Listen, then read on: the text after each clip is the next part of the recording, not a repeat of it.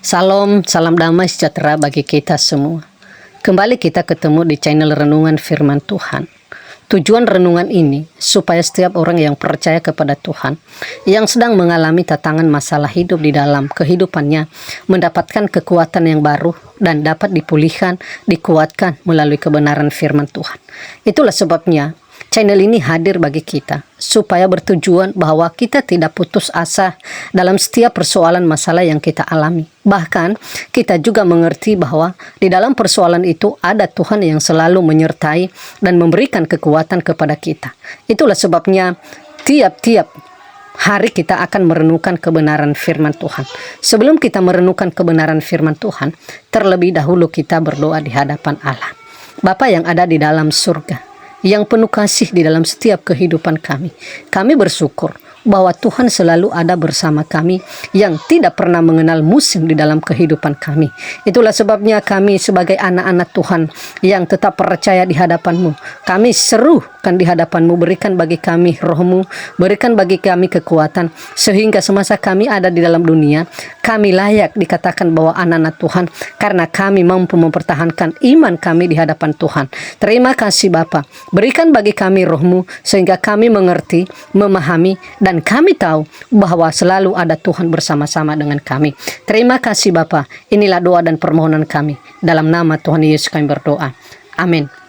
Renungan kita pada saat ini kita ambil di dalam kitab Amsal pasal 1 ayat 1 sampai 7. Tujuan Amsal ini, Amsal Salomo bin Daud Raja Israel, untuk mengetahui hikmat dan didikan, untuk mengerti kata-kata yang bermakna, untuk menerima didikan yang menjadikan pandai, serta kebenaran, keadilan, dan kejujuran, untuk memberikan kecerdasan kepada orang yang tak berpengalaman, dan pengetahuan serta kebijaksanaan kepada orang muda.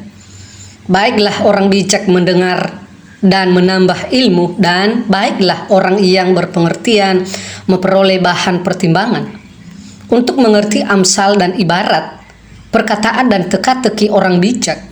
Takut akan Tuhan adalah permulaan pengetahuan, tetapi orang bodoh menghina hikmat dan didikan. Tema kita saat ini, apa itu takut Tuhan? Apa itu takut Tuhan? Pada umumnya seringkali kita membeda-bedakan orang dengan apa yang mereka miliki dan apa yang mereka ketahui, sehingga banyak orang bekerja keras dan terus mempelajari segala macam pengetahuan hanya untuk mendapat sebuah pengakuan bahwa dirinya memiliki sesuatu yang lebih daripada orang lain. Penulis Amsal mengingatkan para pembacanya bahwa makna hidup yang sebenarnya adalah berproses supaya kehidupannya menjadi hidup yang takut akan Tuhan, sehingga umat Tuhan tahu bagaimana harus hidup, bagaimana harus mengatasi masalah, dan bagaimana harus mengambil keputusan dalam kehidupan. Hidup takut akan Tuhan itulah yang disebut sebagai permulaan hikmat dalam kehidupan kita. Dan itu tidak diperoleh lewat kekayaan dan kecerdasan pengetahuan semata. Orang yang takut akan Tuhan adalah orang yang pimpinan oleh Tuhan, dan setiap langkah yang diambilnya merupakan hasil ketaatan pada Tuhan. Seseorang yang takut akan Allah akan menemukan rasa hormat, keanggungan serta kekudusan diri dari Allah dalam setiap aspek kehidupannya. Sedangkan orang bodoh adalah orang yang tidak tahu diri. Ia tidak menyadari keterbatasannya dan menganggap dirinya mengetahui segalanya. Mereka berpikir bahwa dengan segala sesuatu yang mereka miliki, mampu mengatasi segala macam pergumulan kehidupan. Oleh karena itu, setiap orang yang tidak takut kepada Tuhan tidak akan bisa memiliki kehidupan yang berarti dan berdampak bagi orang yang di sekitarnya. Sebagai umat Allah yang diizinkan Tuhan hidup di tengah kemajuan teknologi dan perkembangan yang sangat cepat, maka firman Tuhan hari ini hendak membuat kita semakin waspada. Janganlah tertipu oleh hikmat dunia. Hal ini mendorong kita untuk selalu memfokuskan hidup kita untuk menjalani pola hidup yang takut akan Tuhan. Dalam mengambil keputusan, jangan cepat-cepat berkata ya atau tidak, tetapi mintalah pimpinan Tuhan, sehingga setiap kita dapat hidup dalam kejujuran. kebijaksanaan, kebenaran dan keadilan yang memberkati orang di sekitar kita. Bapak, Ibu, dan Saudara yang dikasihi oleh Tuhan Yesus Kristus, bagian ini menceritakan bagi kita, jika kita sudah takut akan Tuhan, maka didasarkan permulaan pengetahuan. Sekalipun dikasih di situ bahwa ada dua gambaran, yaitu orang pintar dan orang yang berhikmat. Sedangkan orang pintar atau orang bodoh, maka orang pintar yang berhikmat yaitu orang yang takut akan Tuhan. Tetapi orang bodoh adalah tidak mungkin dia mendengarkan nasihat. Justru ia bertahan di dalam pandangannya sendiri. Itulah sebabnya nasihat ini ditujukan kepada anak muda pada zaman itu dan sampai sekarang masih relevan, bukan saja kepada hanya anak muda, tetapi ditujukan kepada semua orang yang percaya kepada Tuhan Yesus Kristus. Tidak mungkinlah orang yang sudah percaya kepada Tuhan Yesus Kristus yang sungguh-sungguh, tidak mungkin ia tidak memiliki kerendahan hati.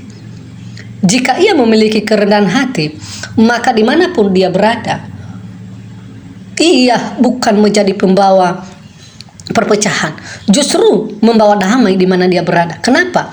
Ia tidak mengutamakan tentang egonya, tetapi mengutamakan tentang kepentingan kebersamaan.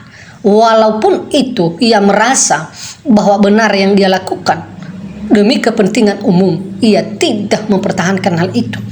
Nanti ada momen ketika dia menyadari dan sadar, maka dia datang kepada seseorang untuk menjelaskan maksud dan tujuan. Itu yang disebut dengan hikmat.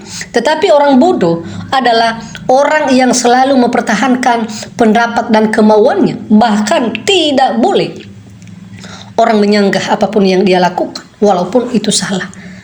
Itu adalah contoh-contoh yang terkecil di dalam kehidupan kita. Tetapi di bagian ini kita melihat hasilnya. Maka orang yang berhikmat, orang yang pintar dibanding dengan orang bodoh adalah orang berhikmat adalah ia mengutamakan kehendak Tuhan dibanding dengan kehendaknya sendiri. Dan bagaimana supaya ia tahu kehendak Tuhan? Maka ia hidup bergaul dengan Tuhan melalui doa, firman tiap-tiap hari. Tetapi orang bodoh adalah dia mengutamakan isi kepalanya, sehingga apapun yang dia katakan menurut dia adalah benar, tanpa dia harus melihat situasi dan keadaan. Yang penting kemauan dan kehendaknya tercapai. Itulah yang salah.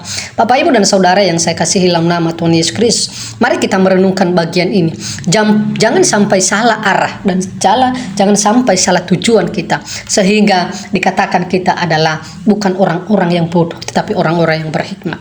Bapa yang ada dalam surga, ajarkan kami mengerti dan memahami firman-Mu, sehingga firman-Mu ini Tuhan mampu kami melakukan, mampu kami mengaplikasikan di dalam kehidupan kami, sehingga dimanapun kami berada dikatakan sebagai anak-anak Tuhan dan nama Tuhan dipermuliakan. Terima kasih Bapa. Inilah doa dan permohonan kami dalam nama Tuhan Yesus kami berdoa. Amin. Demikianlah renungan firman Tuhan ini. Semoga Bapak Ibu dapat diberkati. Jika Bapak Ibu diberkati melalui renungan ini, silakan like, komen, dan subscribe, atau tinggalkan pesan-pesan di kolom komentar, atau juga pokok-pokok doa yang bisa kami doakan bersama-sama. Terima kasih, Tuhan Yesus memberkati.